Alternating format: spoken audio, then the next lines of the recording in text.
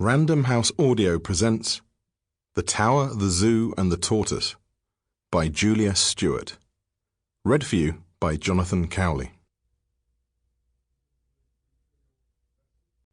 Cast of Characters: Balthazar Jones, Beefeater, Overseer of the Tower's Royal Menagerie, Father to Milo, and Collector of Rain.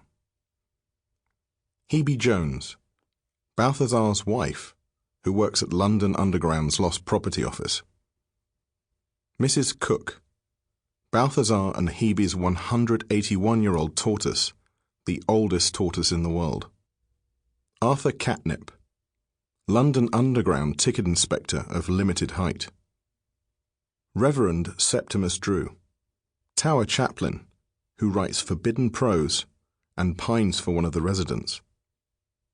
Ruby Dore, barmaid at the Tower's Rack and Ruin pub who has a secret. Valerie Jennings, Hebe's eccentric colleague who falls for someone of limited height. The Ravenmaster, philandering Beefeater who looks after the Tower's ravens. Sir Walter Raleigh, former Tower prisoner and its most troublesome ghost. Chief Yeoman Warder, suspicious head Beefeater. Oswin Fielding, equerry to the Queen. Samuel Crapper, Lost Property Office's most frequent customer. Yeoman Jailer, deputy to the Chief Yeoman Warder, who is terrorized by ghostly poetry at night. We can judge the heart of a man by his treatment of animals. Immanuel Kant. Beefeater, the popular name for the official guardians of the Tower of London. They are descended from the warders who, from early in the fortress's history, guarded the gates and royal prisoners. From the reign of Henry VIII, 1509 to 47, these duties were carried out by the King's yeomen at the Tower, who were entitled to wear the royal livery, a version of which is still worn. The warders were also responsible for carrying out torture under the command of the Lieutenant of the Tower during the 16th and 17th centuries. The full and proper title of a Beefeater is Yeoman Warder of Her Majesty's Royal Palace and Fortress the Tower of London, and member of the Sovereign's Bodyguard of the Yeoman Guard Extraordinary. The most likely explanation for the warder's less glamorous nickname, which dates from at least 1700, is that they were given a daily ration of meat for their duties. They much prefer being called yeoman warders. They have been showing people around the Tower for centuries. Early visitors came by royal or government invitation, but from the middle of the 17th century, records show that people were simply turning up ready to pay to be taken around. In 1838, the Tower reformed its entry fees and produced guidebooks and tickets. In 3 years, annual visitor numbers rose from 10,500 to 80,000. It was during this time that the yeoman warders became official guides. Today, as well as guarding the fortress and leading tours, yeoman warders attend the coronation of the sovereign, the lying in state, the Lord Mayor's show, other state functions and charity events.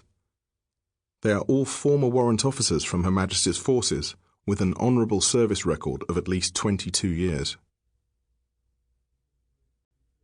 Chapter 1. Standing on the battlements in his pyjamas, Balthazar Jones looked out across the Thames where Henry III's polar bear had once fished for salmon while tied to a rope. The Beefeater failed to notice the cold that pierced his dressing gown with deadly precision, or the wretched damp that crept round his ankles. Placing his frozen hands on the ancient parapet, he tilted back his head and inhaled the night. There it was again. The undeniable aroma had fluttered past his capacious nostrils several hours earlier as he lay sleeping in the Tower of London, his home for the last 8 years. Assuming such wonderment was an oasis in his usual gruesome dreams, he scratched at the hairs that covered his chest like freshly fallen ash and descended back into ragged slumber. It wasn't until he rolled onto his side, away from his wife and her souk of competing odours, that he smelt it again.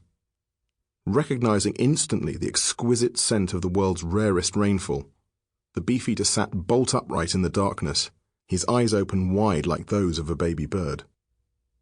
The sudden movement of the mattress caused his wife to undulate for several seconds like a body drifting at sea, and she muttered something incomprehensible. As she turned away from the disturbance, her pillow fell into the gap between the head of the bed and the wall, one of the many irritations of living within circular walls. Balthazar Jones reached down into the dusty no-man's land and groped around. After carefully retrieving the pillow, he placed it gently next to his wife so as not to disturb her. As he did so, he wondered, as he often had throughout their marriage, how a woman of such beauty, the embers of which still glowed fiercely in her 55th year, could look just like her father as she slept.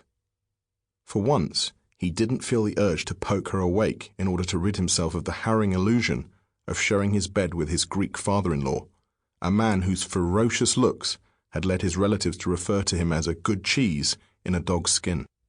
Instead, he quickly got out of bed, his heart tight with anticipation. Forgetting his usual gazelle step at such times, he crossed the room, his bare heels thudding on the emaciated carpet. He peered out, nose and white beard against the pane, which bore the smudges of numerous previous occasions. The ground was still dry. With mounting desperation, he scanned the night sky for the approaching rain clouds responsible for the undeniable aroma. In his panic not to miss the moment for which he had been waiting for more than 2 years, he hurried past the vast stone fireplace to the other side of the bedroom. His stomach, still bilious from the previous evening's hogget, arrived first. Grabbing his dressing gown, its pockets bearing the guilty crumbs of clandestine biscuits, the Beefeater pulled it across his pajamas and, forgetting his tartan slippers, opened the bedroom door. He failed to notice the noise the latch made and the subsequent incomprehensible babble it produced from his wife, a slither of hair skimming her cheek. Fingers sliding down the filthy rope handrail, he descended the corpse-cold spiral stairs, clutching in his free hand an Egyptian perfume bottle in which he hoped to capture some of the downfall. Once at the bottom of the steps, he passed his son's bedroom, which he had never brought himself to enter since that terrible, terrible day. Slowly, he shut behind him the door of the salt tower, the couple's quarters within the fortress, and congratulated himself on a successful exit. It was at that precise moment that his wife woke up. Hebe Jones ran a hand along the bedsheet that had been a wedding present all those years ago, but it failed to find her husband. Balthazar Jones had been collecting rain for almost 3 years, a compulsion that had started shortly after the death of his only child. At first he thought that rain was simply an infuriating part of the job, which, along with the damp from their abominable lodgings, produced in all the Beefeaters a ruthless specimen of fungus that flourished on the backs of their knees. But as the months grated by following the tragedy, he found himself staring at the clouds, frozen in a state of insurmountable grief when he should have been on the lookout for professional pickpockets. As he looked up at the sky, barely able to breathe for the weight of guilt that pressed against his chest, he started to notice a variety in the showers that would invariably soak him during the day. Before long, he had identified 64 types of rain, all of which he jotted down in a moleskin notebook he bought specially for the purpose.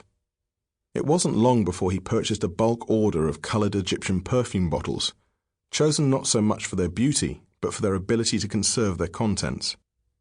In them he started to collect samples, recording the time, date, and precise variety of rain that had fallen.